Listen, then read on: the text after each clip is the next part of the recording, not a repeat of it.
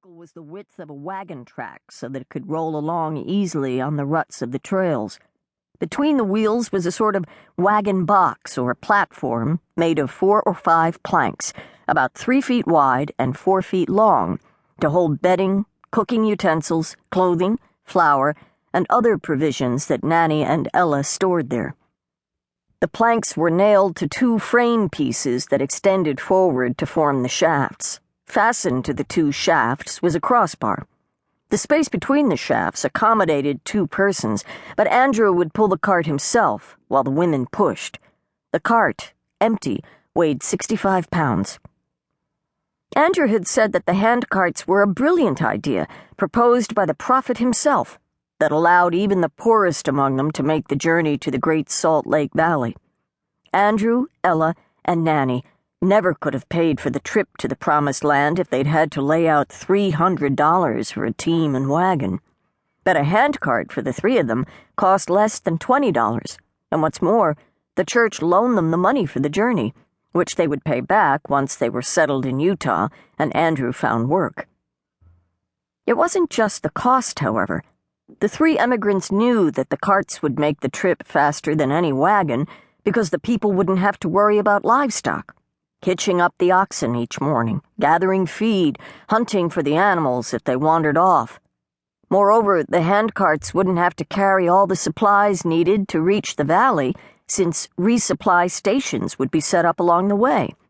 So, with the other saints, they could average 15 miles a day across the 1,300 miles of prairie and mountains from Iowa City to the valley.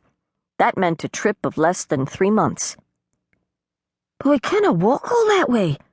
I've never walked more than 5 miles at a time, and down a country lane outside Edinburgh at that. How can you ask it? Ella had inquired when she first heard about the carts. The exercise in the fresh air will strengthen you, the missionary speaking to the gathering in Scotland had replied. What if I get taken in sickness, or break my leg and had the hurple?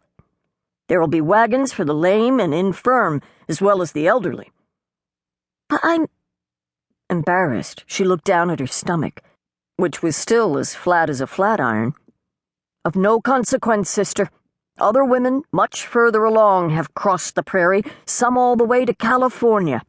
And as I told you, there will be the wagons for those who can't walk.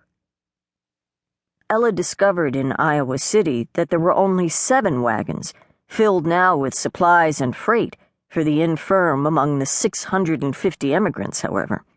Still, Ella believed the elder who had spoken, since this group, called the Martin Company, for its leader, Edward Martin, a Mormon missionary who had served in England and Scotland, was the last of the 5 handcart companies to cross the prairie that year. The Willie Company had left 2 weeks earlier, not long after Andrew, Ella, and Nanny arrived. Ella said the shortage of wagons must mean that the elders were sure in the knowledge that few fell sick on the overland trail. The Lord would give them strength, the missionary promised her. As Ella stood behind the cart, waiting for the signal to move, examining a splinter that had worked its way into her hand, she thought again of walking the hundreds of miles and hoped the missionary was right.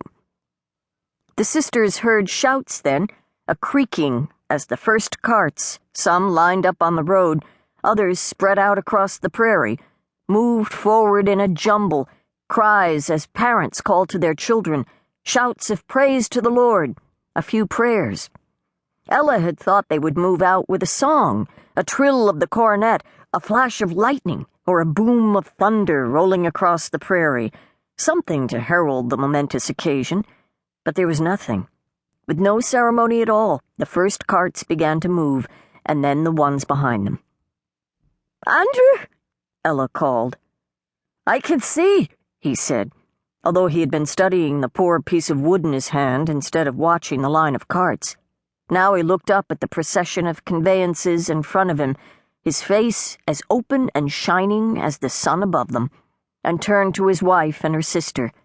All traces of impatience gone, he grinned and called, "Ready to roll on, are you?